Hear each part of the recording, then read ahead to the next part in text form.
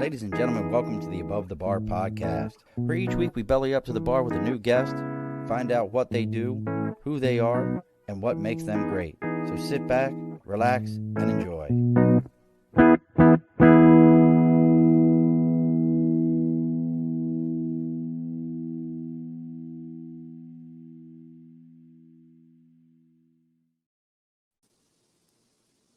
Alrighty, folks, I almost forgot that the show was on because I'm trying to get a hold of my kids to tell them to turn down the damn TV upstairs because I can hear it all the way in the basement and I have my earbuds in.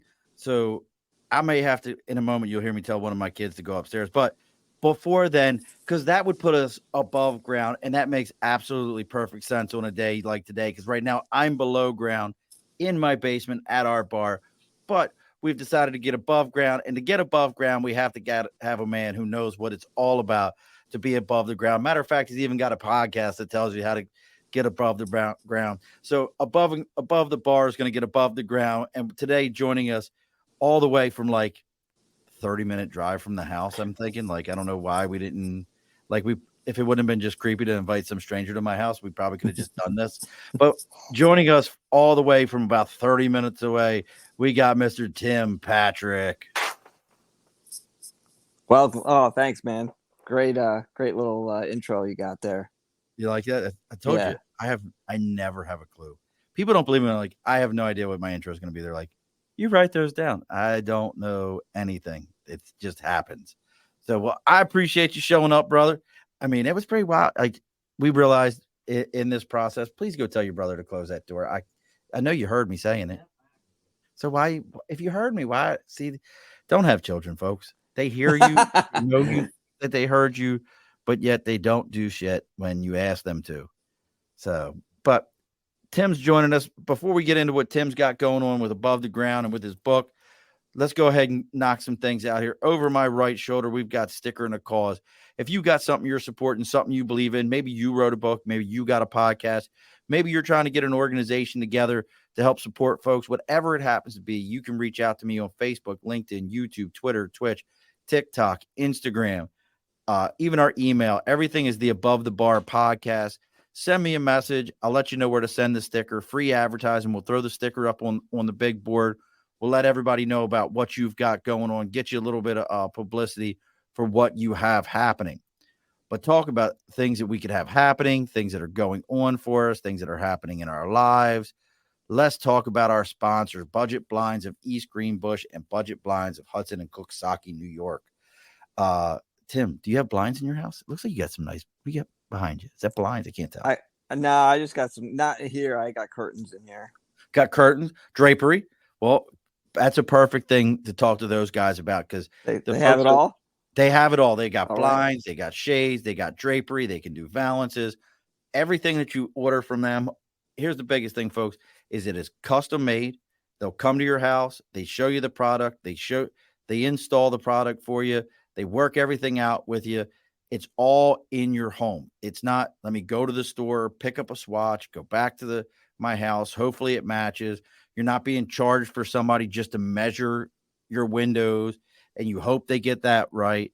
You're not being charged for somebody to just show up to your house and tell you, well, it's $35 for me to show up. And if you purchase something, we'll take it off the price. None of that BS. Their in-home consultations are free. Their measurements are free. They're going to show you what the product looks like in your home. They're going to help you come up with a design, whether it be blinds, shades, draperies, even, you know what a plantation shutter is? I do not know. That's shutters that go in your house. I think, okay. Are they like, I don't even know. Like they swivel? Is that they have the louvers? Is that a good word? Yeah, the louvers. Okay. Go up and down, all those different things. So look, folks, if you're in the capital region, reach out to Budget Blinds of Hudson or Budget Blinds of East Greenbush and Budget Blinds of Hudson and Coxsackie. Right now, they're running a sale. Buy 2 window treatments, get the third one free. That's right. Buy 2 window treatments, get the third one free. That's Budget Blinds of Hudson and Coxsackie and Budget Blinds of East Greenbush. All right. All the stuff's done, Tim. Awesome. It's all done. You got to do it. You got to do it. You got to pay the bills. Got to pay the bills. The bar is open. We're ready We're ready to make things happen. So let's start right here. So you've got your own podcast and you copied my name.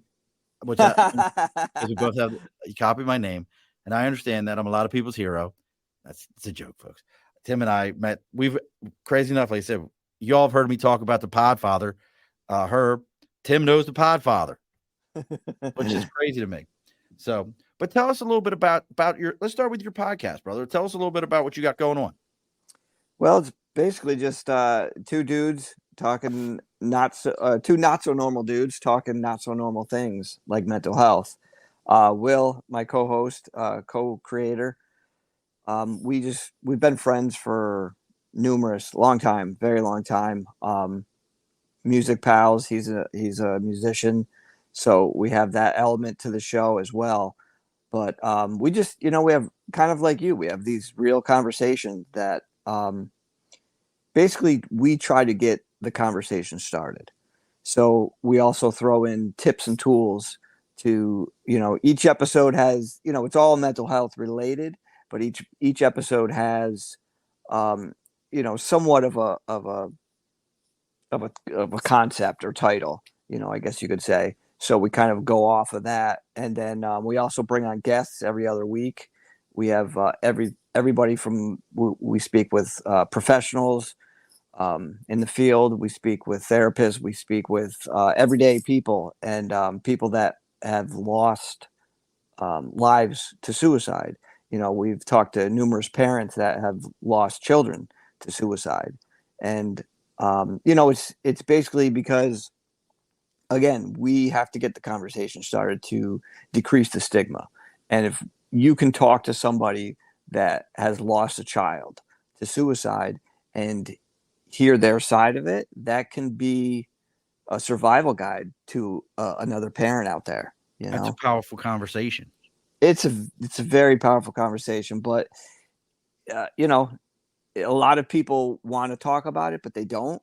And it's like, here it is, we're going to get real and we're going to throw it out there and just get real with it. And, it's not to like, push somebody into talking. It's always, they agree to talk about these situations, but this is real life. You don't, absolutely, you can't really pick up too many videos on how to deal with loss of a loved one. So, I want to kind of go back to that though. I mean, this isn't a typical topic that you just kind of jump into and you go, I think I'm going to do a show on suicide today. That's not how that conversation goes. So for you, what was your catalyst to kind of say, hey, I really need to do a show about suicide? It's not specific to suicide, but we do talk about it a lot. Okay. All right.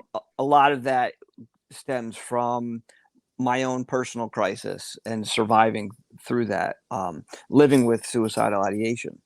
And there was also another key factor was I lost a very good friend of mine who I worked with for, over 20 years to suicide. And it was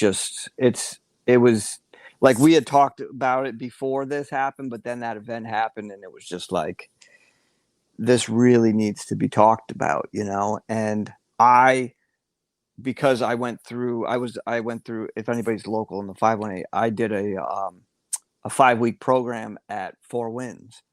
Oh, okay. And they taught you all these different kind of coping skills, and they introduced me to DBT, dialectical behavior therapy. What is and that? So it's I don't know, have you ever heard of CBT, cognitive behavioral therapy? It's just a certain so here's therapy to me. It's Freud or suck it the fuck up. Right. Like I don't mean to. No, that's fine. Don't think that I'm and that's why we talk. That's why, and it a little bit more on the, and we don't we're not specific to men's mental health, but we're two guys that do talk openly and we get vulnerable because of that. It's like we didn't know any better. We were told to suck it up, and no one told us any different. So that's what we did, right? But you can only do that until it doesn't work anymore. And then you find yourself in a hole without any skills or anything that was ever taught to get out of that hole. And those were the skills that I learned at Four Winds. And when I learned them, I was like, wow, this stuff really helped me. I continued my education. I just like took a deep dive and Okay. just continued to learn. Um, just kind of took every like book that was available that I wanted to, ingest. I ingested it, and it just kind of more and more education on it, and that way I can, because if it helped me, I'm like, I'm not really that special, so it can probably help somebody else. Again, these are things that nobody wants to talk about. We don't learn them in school. Most of our parents don't know them, and we just were never learned. You know what I mean? I didn't know any of this stuff. I'm 40 years old at the time, and I'm like, so it's okay to have emotions and feel them. Like No, that was the first time I had heard that in my no. my life. How It dare sounds silly, you? right? Exactly. How dare you? But I'm like, it makes sense. And as I'm learning it, I'm like, I always like to find the like something underneath, like why. Like people are like, oh, do yoga and do. It's like, yeah, okay, great, but like why? I would like to know the why. And there's a lot of science behind a lot of these things that do work, and that can help people. Yeah, it's funny that the stuff you're talking about, and a lot of this, what it sounds like to me, and correct me if I'm wrong, and what I like about it is most of this sounds like it's drug free. It's I it's mean, it's what is it? It sounds like it's more like conversational. Get it out in the open. yeah, I'm a big believer. Well, look at there's also people that live with persistent, severe persistent mental health issues, Right. and that's a whole other level that yes, there needs to be medication, you need to be safe, and even, you know, I think if you have mental health challenges in your life, you may need medication to bring you down, but it's not something that you need to continue the rest of your life. You may need to, it may help you the rest of your life. But if it can help you enough to where you can become baseline and more, less emotional, more rational, and concentrate on learning these skills, and if you can adapt these skills and put them into practice, into your daily practice, and make them routines, that can help you tremendously. Like just getting a good night's sleep, a good meal, Amazing power of that. eating right. It's such power. Going out in the sun and taking a walk in nature, same thing. Well, I think, but I think. Okay, so I was just having this conversation today, and Mm-hmm. I'm curious of somebody who has taken. So I've never taken a deep dive into it. I'll be the first to tell you that most of my experiences with mental health treatment are going to be family members that have done it, that have really, it's been a big part of their lives. And I'm going to be the horrible person for a minute and say that some of them, I feel like mental health treatment is an addiction for them. Um, Sure, that's not Look, hey, horrible. I mean, Keith, I'm sorry. I didn't even see my buddy Keith popped up. That's me. He's so no, it's absolutely not. You bottle up and repress the emotions and conduct yourself like an adult. Uh yeah, CBD is talk therapy. That that's what I do. So and Keith has battled demons upon demons in an interesting way, but is there a point though? So I like the communication therapy. I like that idea. I hear a lot of vets being involved with alternative, like, hey, DMT, let's microdose shrooms. Oh, well, I'm going to smoke a lot of weed, and I always feel like those are band-aids on sucking chest wounds. You're they not they you're not can be, but they're also like, I know ketamine.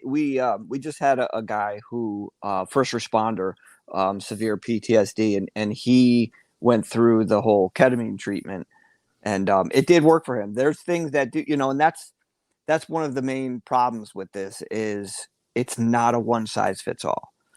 okay. We have to stop treating symptoms and treat the person. But I'm with you. I am big because I know for me, a lot of my problems are self-inflicted. It's my thoughts. So it's thoughts, perceptions, and feelings. And it's those things can wreak havoc. If you have a different perception on things, like, hey, you know what? Like today sucks. And people are like, oh, Monday's bad. So in your head, now you're saying, oh, Monday's bad. Monday's terrible. Your brain is hearing that, and it's going to pretty much tell you, guess what? Yeah, Mondays are terrible. Keep saying it to yourself because you're going to repeat it and it's going to come true. I mean, it's real. Like these are thoughts that we have. And if you have enough negative thoughts, not only will they come true, but you're going to look for things to basically, make them fit the agenda that it's true, right? You're going to look for the negative instead of looking for the positive, It's something that you have to really, like you had said before about like not taking a deep dive. It's like we all have mental health. For me, Right. personally, I have to live it. It's like if there's some people out there that go to the gym and they eat right and they do different exercises and they go to the gym like 3 or 4 times a week. It's the same thing. It's just Sure. I do it for my mind. I do it for up here because I need to. If I don't, like, shit can happen. Shit can go wrong and I can hit a wall or whatever it may be. I need to kind of be proactive personally and perform routine maintenance, as I like to call it. I mentioned it in the book. It's like you have a car or a motorcycle or whatever, a truck, you perform routine maintenance on that vehicle, right? You check the oil, you change the oil, you put, decent gas in it or whatever. You check the air pressure in the tires, the air filter, all these things. But we as humans don't have this light that pops up and says, hey, check engine. If you're not paying attention, you could trip. And if you're still not paying attention, you're going to trip over that same item multiple times. Absolutely. Well, and we're going to get into your book here soon because I liked how you said it's not a self-help book. Or It's a help. Yep. It's a help yourself book, which I like that. But and I agree with you have to find what works for you. But I agree with, there's a lot to this that I agree with. And it's that the one size, and Keith says it, a lot of people use mental illness that they don't necessarily have as an accountability buffer, keeping them from, being called on their bullshit. And I think that's absolutely right. Like if I told you, hey, look, man, I'm clinically depressed, you just got to bear with me. Every time you talk to me, whether I was truly diagnosed with that or self-diagnosed, you would remember that and you would eggshell it with me. Well, I got to be careful with Murph. And I can use that to say, well, it's hard to call me out on my real bullshit if I use this other piece to it. Which is terrible because it gives other people that, live with these challenges a bad rap, I guess you could say. And here's the piece of that I want to add is like, so you say that you have this and you have in your struggle. Okay, so I'm going to take that into account. But if I personally decide to walk in eggshells, that's my choice. See, we have to have accountability for ourselves because if you say that, I'm going to take it into consideration, but I'm still going to be me. I'm not going to walk on eggshells. I'm going to take that in consideration and be like, hey, maybe ask a few questions if you're cool with it. But otherwise, like, it's not my job to manage your emotions and to tiptoe around your triggers. It's just not. It's not my job. Folks, it's not everybody else's job to make sure you're happy. Right. That's not in my agenda. Never in my agenda. It's actually what you're. I'm not going to be a douche if I don't have to be. Right. What that person is doing, though, is actually making things worse because it's manipulation at its core. You're manipulating somebody to do what you want them to do. I can't read that, so you may have to read it. He says, I make everyone experience my autism because if I got to live with it, so do you, buddy. Folks, if you've never seen Keith, go check out all of his Facebook, YouTube. He's got Instagram stuff. He's a funny dude. Lives out in Kentucky. Great dude. Keith, you missed it, man. I just saw your boy Tyler Childers in concert. But Keith's a great dude. Funny guy. But I like what you say though about one size doesn't fit all. So I've been talking about him last couple shows because I finished the book recently. I'm a David Goggins Yes. guy. Um, my other two are Mark Mason, the subtle art of not giving a fuck, Giving a fuck. Yep. and everything is fucked. A book about hope. Yep. Those three books for a guy like me fit perfectly. Exactly. They're very relatable. And they helps me stay out of my own head. And when things aren't going the way I think they should, it helps me to go, I got to keep moving. Like my wife and I said we were in Tennessee at a convention. So we're walking the convention floor. My knee hurts.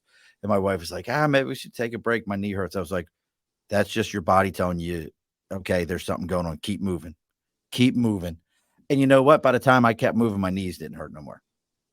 And that was that. And I feel like that with business, with mental health.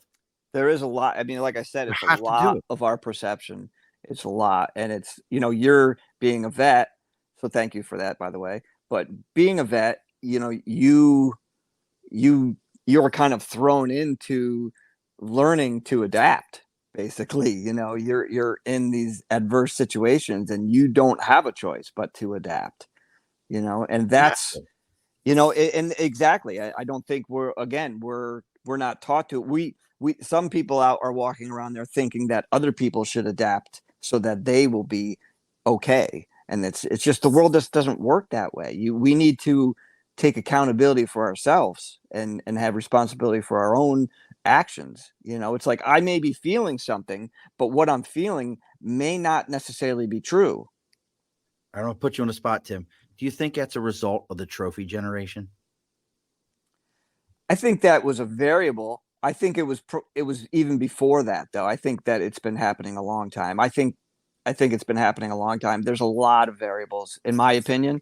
The education system is one. Is I don't want your variable. opinion. I want the facts, Tim. I don't have facts, man. I don't. I go by what I see and how like I said, I like to dig down and see why the machine's working the way it is and how many cogs and what cogs are missing. And through my research, that's definitely one of the pieces, Well, I agree with you because I think when you get into, I think it's a trickle down from that though, because if I told you, hey, trophy, I need that sense of self-satisfaction. And then we came along and we said, hey, we're not going to give everybody a trophy anymore. That we learned that was a bad idea.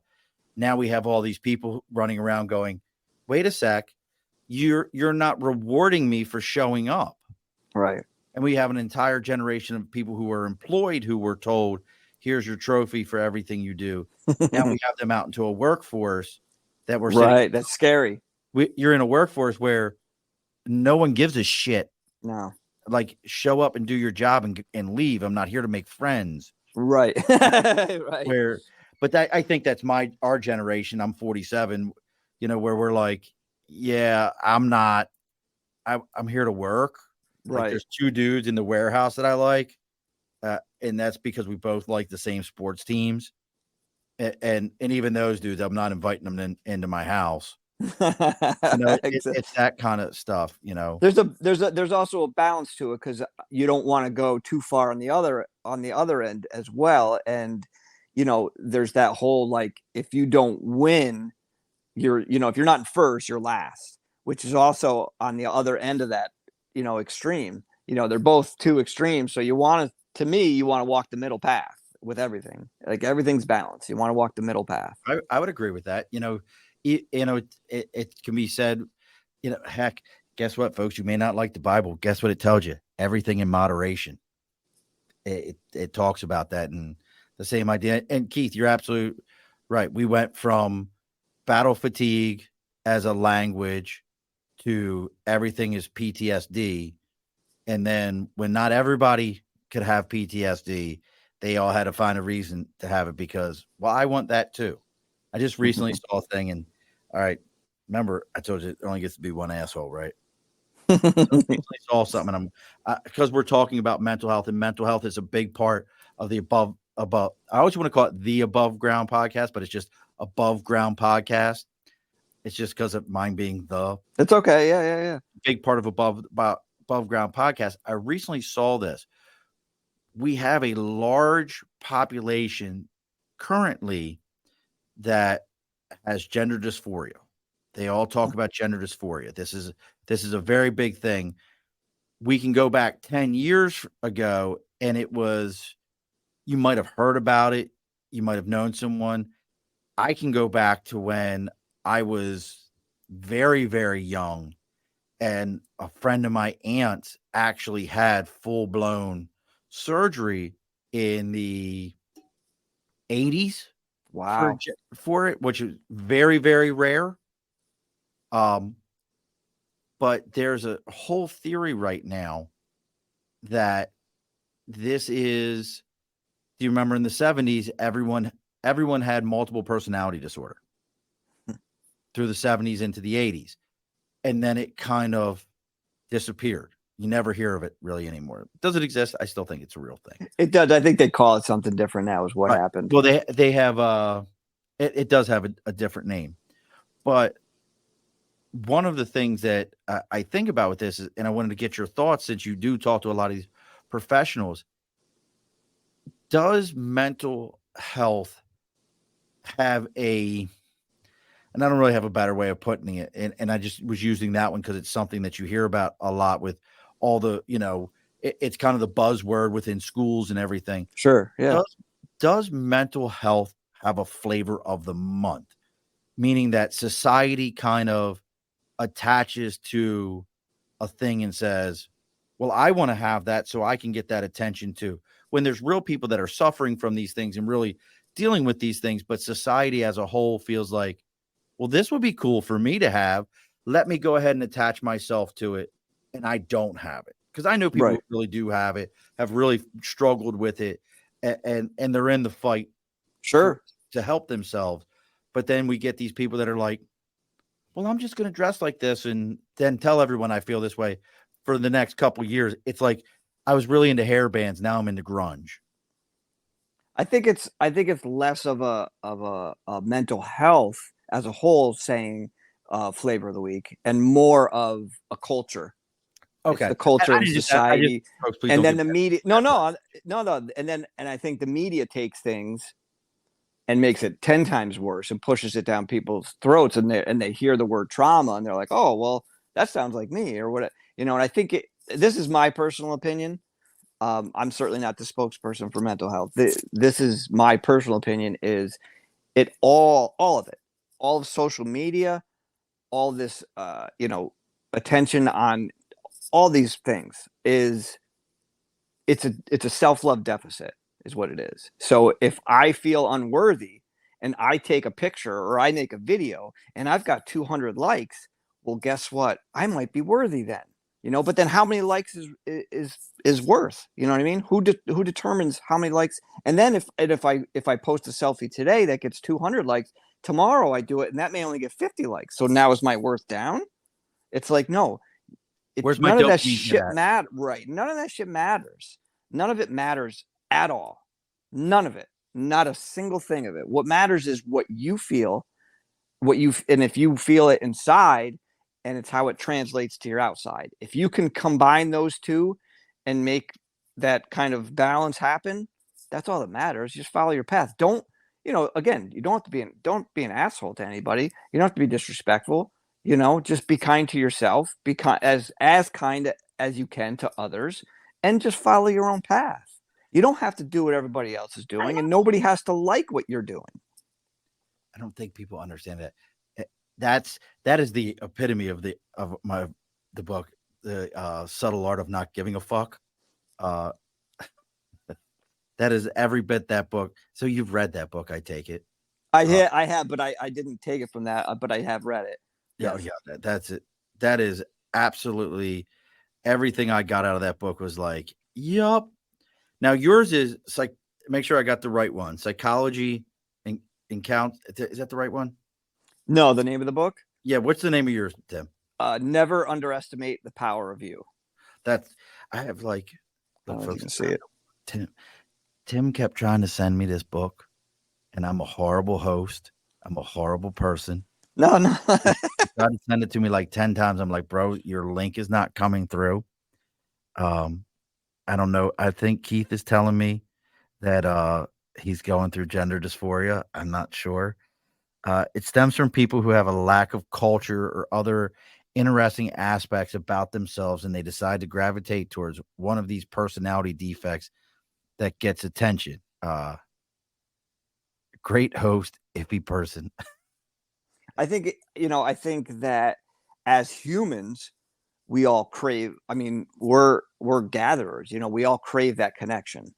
And if like you were said before, 80s band, 80s hair metal, or now grunge, it's Right. because maybe that grunge movement was here and everyone was wearing Flannels plaid and band shirts. flannels. Yes. So Yeah. now I'm going to, because if I fit in, it's not like a, I guess, don't look at it as a negative or anything like that. Just take all that bias out of it and just go, hey, you know what, they're trying to fit in.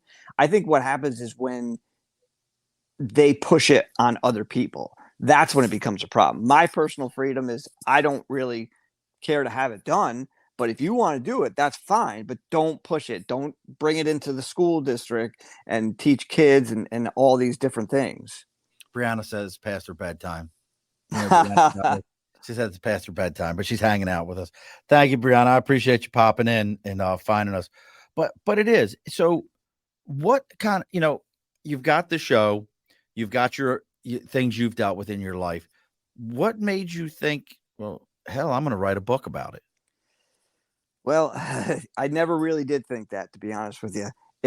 I through my healing journey, journaling was very helpful for me. So I would start journaling and it for me it was a way to have to like improve my insight on things. So things would happen, I'd write them down and be like, maybe a Monday felt this, and maybe Thursday I was super irritable in the morning, and then be like, oh, well, what happened? Maybe I didn't sleep on Wednesday night. Maybe I didn't eat breakfast Thursday morning, or whatever it may have been. So I just really try to look at like everything, make lists, and so it started off as journaling. From the journaling, I started to make these little memes and designs with like my quotes and certain things because I was like, oh, these are kind of cool. So I would make little designs for that for the podcast and stuff. And one day I started showing them to my therapist, and she's like, these are pretty good. Like, do you have more? And I started showing her stuff. And she goes, you should write a book. And I'm like, nah, no way. I'm not. I Number one, I can't write a book, right? I'm not an author. So that whole story goes on. So I just kept journaling and journaling, and then I would take the journals and kind of cut out the fat, so to speak, and just make these little statements and stuff, and not really do anything with them. Um, and then one day I just decided to do it, sort of for myself.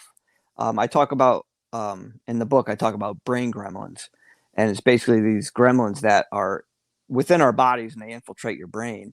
And it's going back to how you speak to yourself. They listen, they're with you since birth. So if you're like, oh man, I'm no good, I'm dumb, and I can't do this, guess what? They're listening, and they're just going to repeat it over and over and over, and then you're going to start believing it. So for me, it was to kind of silence the brain gremlins and just go, you know what? I'm going to do this, whether people like it, whether it sells any copies. I'm just going to do it because it's like a tangible item that I can hold and say I did this. Yeah, it was. I mean, it definitely is a sense of accomplishment.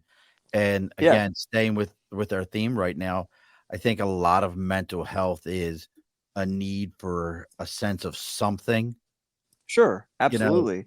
I look, I am probably the worst one for all this, Tim. I am because I'm that guy that goes, okay, I got it.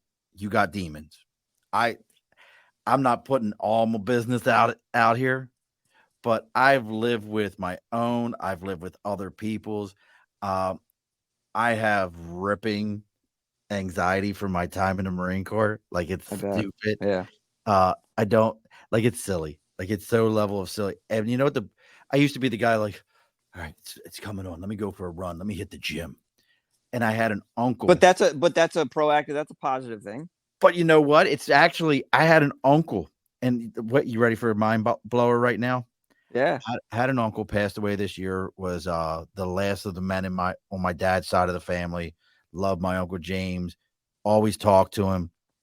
But we were talking about it. He's like, Sean, well, I've dealt with it from my time in the Air Force and in life and everything. I was like, all right. He goes, I used to go for a run also. He goes, till my doctor told me to stop doing that. I was like, what? He goes, yeah, my doctor told me to stop going for a run when I have an anxiety attack. Thank you, Brianna. I appreciate it. He said, stop doing that. He said, you're already amped up and your energy level is high. So all you're doing is teaching your body that when it's in that state to get even into a higher state so that, and you know what? I see your face. He said what his doctor told him to do was sit down. And we just had a gentleman, Leland Holgate, about 2 weeks ago. The breath. Yeah. The breath work. Breath work. Yeah. And his doctor, not saying breath work like yoga breath work, but the guy told him, sit down, calm your body, relax your body, let it go through the process of what it's doing. Don't fight it and try to but go through it. Sure. And that I understand for sure. Bro, it was, do you want to talk about mind boggling to me? I started doing that and just kind of being like, all right, it's hitting me. I'm getting heart palpitations and sucking for air. I must be having one. And I thought about what caused it. And then I started like, sure. Absolutely. Yeah. I could put on 35 pounds. I'm a fat ass now. But you can still, here's the thing, you can still run, but maybe don't use it as an in the moment thing. Well, yeah, no, I'm not saying don't run. I'm just like, actually, no, I know. I'm just saying even running sucks. Even for you, but like sometimes what I'll do is even when I'm not feeling like super anxious, what I'll do is even in the morning, what I'll do is I'll tense up everything. Like I'll tense my muscles up and just like clench and hold it for like 5 seconds, let go and like shake it out and breathe and just keep breathing a little bit. And it kind of releases that. But you're right. You have to be able to sit with it. And I think that goes with all of your feelings, with depression, with any of that stuff. You have to be able to sit with it because eventually it's going to decrease, and like you said, if you push on the bar's going to push back at you equally or more, right? So the more you fight, the worse off you're going to be.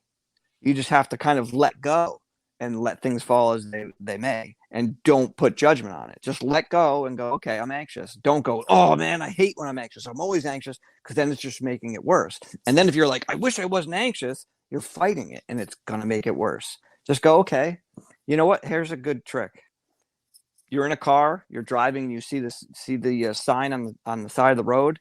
You notice the sign, you read the sign, and then you drive by the sign and you let the sign go and you keep driving.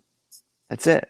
Just because people come up and they show up at your door, they show up at your bar, doesn't mean you have to let them in. If you don't want to let them in, you don't let them in, but you accept them and say, hey, you know what? I see you there, but you know what? I'm not ready to let you in just now. I'm going to breathe here for a minute and we'll talk. I love it, brother. See, that's what I think a lot more people need to understand, that it's like even getting into where some of these emotions come from and where they come from as far as like historically. Oh yeah, that's exactly, you're absolutely right. I think a lot of us, we think like these are new emotions. Oh, this is just something created. No, like I actually met a gentleman many moons ago. He was a double board, whichever one's an MD. Is it psychologist or psychiatrist? Whichever one's got the MD. Okay, I think I think it's a psychiatrist because they can prescribe, I think. So he was a double board psychiatrist that was helping out another Marine. And we were talking about ADD. And this guy broke down ADD in a way to me that I had never heard. And he was like, I don't understand why they don't allow people in the military with ADD. I'm like, well, because you need to fucking focus a little bit. He goes, other people's lives are at stake. He goes, no, it doesn't make any sense. He goes, do you know where ADD comes from? I'm like, nope. He goes, it comes from our hunter-gatherer days. He goes, and when we would see a herd of animals or a group of animals that were running through an area, and you needed to be able to pick out the one that was wounded or that you could hunt, you had to be able to hyper focus and clear your mind of all the other animals so you could focus and deal with that one and then move on to the next task. He explained that to me, and I was like, that makes everybody I've ever known that has ADD, I have kids with it that do that hyper focus thing. That's it. So if you understand where it comes from, you're like, you can actually kind of be a little proud of it in a way and be like, I might have been a badass hunter in the back in the day or something like that. Exactly. You're absolutely right. It changed your perspective on it. It changes If you can't change the thing, or you're up against something, okay, you can either try and fight it, or you can try and change it, or you can accept it. If you can't change it, then the only thing you can do is change your relationship to it, change your reaction to it, and that's where the power lies. Because you're not going to, certain things you can't change. Like if it's raining out, I can sit there and pout all day and stomp my feet and create stress in my own body because it's raining. But if you really just go, hey, it's raining out, okay, and accept it. That's it. You know what? Maybe I'll go out and dance in the rain or run, splash in puddles. I don't know, but don't complain about the rain. Like, you know what I mean? Like, we look for things to complain about. We look for things to get angry. I get, and now Nate has an important question. Do you have a favorite meal that relaxes you? Me? Do I have a favorite meal? Meal that relaxes you. That's a great question. Like a great comfort food. Like when you think about a comfort food that just like brings back nothing but positive, good memories, what is it? I think it varies, but the first thing that pops in my head would probably be lasagna, or like maybe like a Thanksgiving dinner, with the rolls and the stuffing and the turkey, and yeah. I like it. I'm gonna go with sour beef and dumplings. There you go. Like mom made sour beef and dumplings. Yeah. My mom was the only person I know that made that. That was like a very like potatoes and beef, and like if you don't like sour foods, like you can't even fuck with that, man. Like, you're Irish, right? Well, Irish and Italian, but yeah, my mom got this recipe from, I don't even know who the hell she got it from. She told me once, but I mean, we're talking, it had use ginger snap cookies to make this. Nice. Like, dude, it's like we always had ginger snap cookies in the house. There's that sting. Yeah, I like it. I like it. Like it's that bite, that heavy. Yeah. Like straight vinegar. Yes. And like real potato dumplings, like these heavy, dense potato dumplings in this shit. And you're eating this like straight sour soup. Nice. Nate, when the hell did you have Navajo fried bread tacos? You're from Dundalk. When the hell did you have those?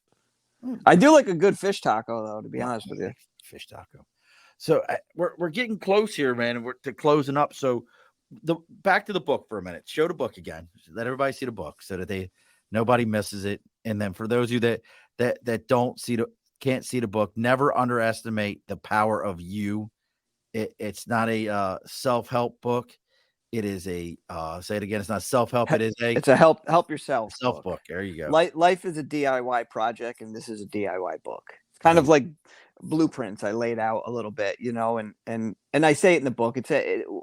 Everybody's at different levels. What I think, if you're in the beginning stages, this would be a good book for you. And it's not meant to, but I think it would be most beneficial to like go back and reread it at times too, because there's there's stuff for everyday relatable, people. It's like, if you're human and you live with mental health challenges, or if you just have challenges in your life and you need to kind of restructure things and things aren't working out for you the way you would like or the way you had hoped, then yeah, you should try some of this stuff, man. It's, I use a lot of it. And you had mentioned before about like anxiety and running and breathing. There's also, I think I talk a little bit, mention it in the book, is EFT, which is tapping. What is that? It's there's certain there's like 10 points. I think people do it on like their wrist or hands, but you can tap, and you tap specifics. It's almost like what is it with the needles there? Acupuncture? Yeah, it's similar to that, because you're tapping certain parts, and I do it, and I know it sounds corny, but like if I do No, it if it works, why is it and I corny? breathe, like I literally can feel like stuff like it's almost like that deep breath letting it out. That's what I feel when I do it. It works. Interesting. And simple like neck rolls and shoulder rolls, just that kind of thing. Like you don't need to go and do like $500 a week workshops. You can go on YouTube and Yeah, listen to podcasts. You can watch like you can listen certain to this podcast. talks, and yes, Just absolutely. there's 180 some episodes. Listen to them. I want to kind of put a mental picture for you right now. You remember Cliff Clavin? Yeah. Nate's my Cliff Clavin. Okay. Nate is my Cliff Clavin. I'm part. You're part Stack of Jehovah. Cliff Clavin. He's my That's Cliff great. Clavin. I love him to death. He's my Cliff Clavin. He's going to get his ass whooped again in fantasy football. So,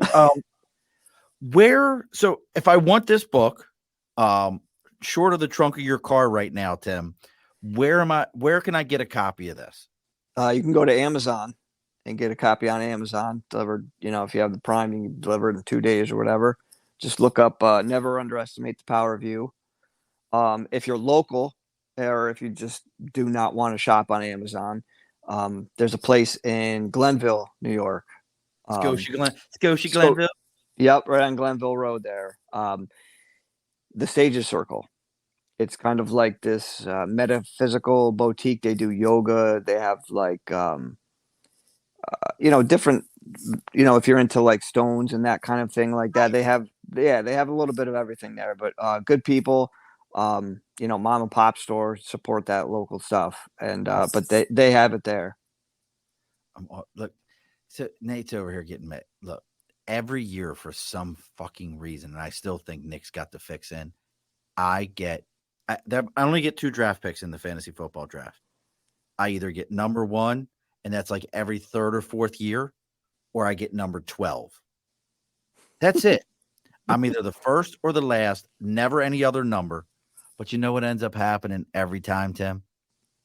I finish top 3, if not number 1. There you go. So eat shit. There's some therapy for you. There you go, man. You just follow through and you keep going, and that's what happens. So getting a hold of the book, listening to the show. Now, how often does your show come out?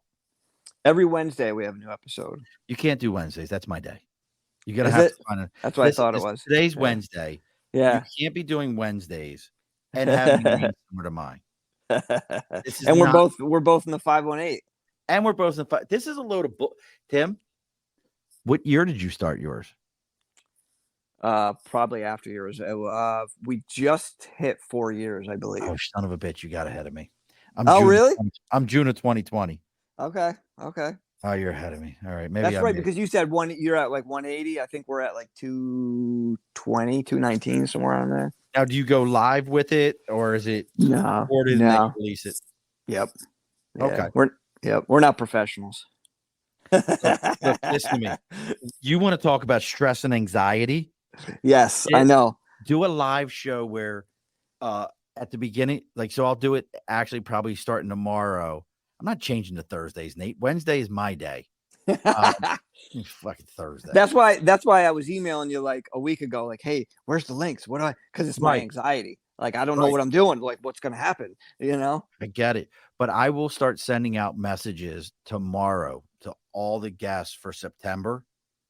And you've got like 72 hours to respond to me before I've just assumed that you've given up and you're not going to be there. And I am already finding new guests to backfill. And I cannot tell you how many times people have been like 2 weeks out from their show and they're like, hey man, sorry about that. I just saw the email. I'm still good. Hey, sorry about that. Yeah. And they're like, what? I'm like, yeah, I've already replaced you. I'll move you out to January. And they're like, bro, I've already waited 5 months to be on your show. I'm like, should have answered my email. Should have answered it. Sorry. And I'm that guy. Nate always helps me out. Nate has gotten me more guests than I can explain to you. Oh, cool. But, yeah, he's like my part-time booker when I need people. But he's like the Beetlejuice? Yeah, Howard Stern. Yeah, absolutely. If I need people, I just like I reach out to Nate. And Nate's just like they magically fucking appear. The guy's got me. So your show's every Wednesday. You've got 4 years worth of episodes. We've got the book. Do you do any like speaking engagements? Anything else that's coming up where people might be able to find you or interact with you? I know you got Instagram and Facebook. They're Above Ground Podcast. You also have it's Timothy Patrick on Oh yeah, yeah. I'm not really. I mean, you're better off going to at Above Ground Podcast, to be at honest with Above you. Ground Just Podcast. yeah, I don't really go on mine much. I just have it to have it. I think I originally got it a while ago because I actually used to be in a band a long time ago, and Please it tell me was it was just ska, band. Please tell me it was ska. no, Was it sorry, ska? it wasn't. Okay, No. great. Tim Patrick from the ska band would have been so amazing. Been like perfect. Patrick's actually my middle name. Oh, okay. It's a little on incognito, you know what I mean? I can't have everybody just reaching out, going, hey, I don't need that kind of aggravation in my life. I understand. And then I saw that you did some pictures with a post recently with one of my favorite people, Gunny Claus. Oh yes, yeah. He was on the podcast. Like, you podcasted with Gunny Claus. Yeah. He was on the episode of like a month ago, I think it was. Yeah, That's a good dude right there. Yeah, he's awesome. Yeah, he does a lot of good too, man. Does a lot of good. Folks, go check out Gunny Claus. That's another guy. I'll plug him. He didn't even know I was going to plug him. That dude goes to every base. He is the new face of Marine Corps Toys for Tots. Yep. He wears an all red Marine Corps dress blue uniform, keeps his beard well taken care of, and he's a retired gunny like myself. So go check that dude out. So all the stuff we've talked about, if you had somebody who was, maybe they hear this show and they're on the fence about mental health or taking those first steps. Obviously, I think they should buy at least 10 copies of your book. Yes. Read each one, each copy 10 times to figure out how they should take their first steps. But if you were going to tell someone, hey, here's how you take those first steps into, I don't know if what's the right term? Is it recovery? Is it treatment? Is it betterment? Like, what's the right term to use? But what's the first steps that you would tell someone if they were moving forward that way? I think I would say, kind of pair it with, like, I don't know what you would call it. Whatever word that suits you is what you can call it. Like, I don't care what you call it, as long as you make the steps and make forward steps relentlessly. Like, the first step is going to be the hardest. So it's just to make that step. Don't even have get rid of any expectations or anything about it. Just put one foot in front of the other, because that's the hardest part, right? Would It's you just taking that step. Professional though? Like, would you say, hey, go see a professional, I mean, or tell if your it next works, neighbor? Like, I mean, what would you recommend? I think, unfortunately, it's individual. If you were up to seeing a therapist, absolutely, I would absolutely. The problem with that is there is in my opinion, there's a shortage of therapists, so it might be a little bit of a wait. So if you're in a predicament, just understand that you're going to have to wait a few weeks, and hopefully they accept your insurance and all that other stuff. But yes, definitely talk to a professional. If you don't want to talk to a professional, actually, if you're local, I do peer groups at the Sages Circle in Scotia Glenville. Yeah, so anything like that, find a podcast, find a positive group on Facebook that you can follow, and that like posts like motivational stuff and inspirational things and educational things. You want to get educated on this stuff and become aware. Once you become aware, then you can say, all right, well, this is what I need to kind of do, and this is what I need to look towards. But yeah, I mean, I think initially is just to don't fill your mind with like a lot of just crap. Just take that step, whatever it is for you, whatever that step is. If it's making a phone call to a therapist, if it's logging on to YouTube and finding a TED talk, if it's just doing a lookup on anxiety, and finding out certain things and how, how it feels in your body, and how it affects your thoughts and decisions, any of that stuff. Just learn and be open. I think be willing, and again, just start the process. Just start it, and you can pause if you need a pause. Just don't give up. Take that step. Take that step forward, and if you need a break, take a break. But any progress that you made previous doesn't go away. So you can pick back up right where you left off and just keep moving forward. Look, folks, go check out Above Ground Podcast. Go check out Tim's book. It's on Amazon. If you're local here in the capital region, you can find it. We'll get Tim's personal home address, and you can walk down to his door, and he'll sign it for you. And the other thing is if you really are struggling and you're trying to get some help, and look, we live in a very modern age. A lot of people I don't think know this. You can dial 988 now. So that is no longer, we have the 411 used to be information, 911 used to be emergency. You can dial 988, and that is a 24-hour suicide hotline that I think where a lot of us make our mistake is you don't just have to be suicidal to call those numbers. Yeah, you don't have to be in crisis. You can have, you could be struggling with something, or you can just be proactive and call. And if you need to talk to somebody, there's somebody there. Right. And let me just say this really quick about suicide ideation: is there's active and there's passive. So there's two different kinds. So suicidal ideation as itself, if it's passive, it's kind of a thought comes and thought goes. It's what we place on those thoughts. It's what we put judgments on and say, I shouldn't be feeling this, or I'm bad for feeling this. No, don't do that. Just say it's a passive thought. And yes, you want to talk to someone. If it's an active thought, that means you have a plan in place and you are determined or ready, whatever you want to call it. And, call 988. Definitely.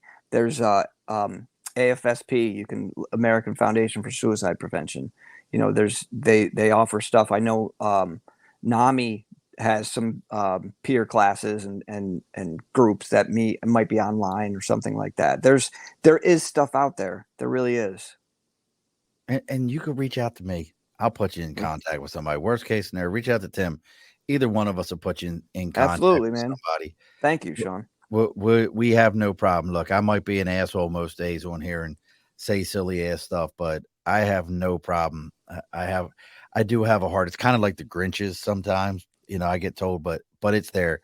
And look, folks, as we get ready to close the bar up, if you're finding me through Tim or Tim through me, I cannot stress to you the value that we put in you going on our social media like Instagram, like Facebook, and giving us a like, giving us a follow, giving us a share, going on to our podcast, whether it be on Apple, Spotify, Podbean. I don't care if it's your grandmother's transistor radio and you got to scratch a check mark in the side of the thing. Wherever you put that at and you give us that positive feedback, that increases Tim's dopamine, my dopamine. It helps keep us. That's so horrible. But seriously, it does a lot for us. It really gets this message. You think it's silly, but it gets this message to other people. It's how the algorithms work. It's how the algorithms see us all. They only see that you made comments. There's 7 of you watching live right now. We got up to 9. The 9 of you that were watching, I promise you that the algorithm sees that and goes, hey, we should probably feed this to some other people, even without them knowing that we're going to feed this to them, so that they see it and it gets the message out. It gets Tim's message out. It gets people to understand what we've got going on. If you want to reach out to me, it's Facebook, LinkedIn, YouTube, Twitter, Twitch, TikTok, Instagram, everything. Look, yes, Nate got a free DVD out of it. Anything and everything we got going on. It's all the Above the Bar podcast. Reach out. Let us know what you got going on, what you got happening. Now, we have, because I know you've listened, like I said before, to all 180 some episodes. Tim, so you know what's about to come here. At the end of every episode, the guest and and I always say this, don't log off on me. I have to say that because I've had like 2 guests early on that like as soon as I did the close, they just disappeared on me. I was like, and I had to like come back so we can talk for a minute. But the guest always gets the final word. So what's the final word for us, Tim? Stay above. Alrighty, folks, be sure to push your stool in. This has been a Second Front podcast presentation found on Apple, Spotify, and wherever podcasts can be found.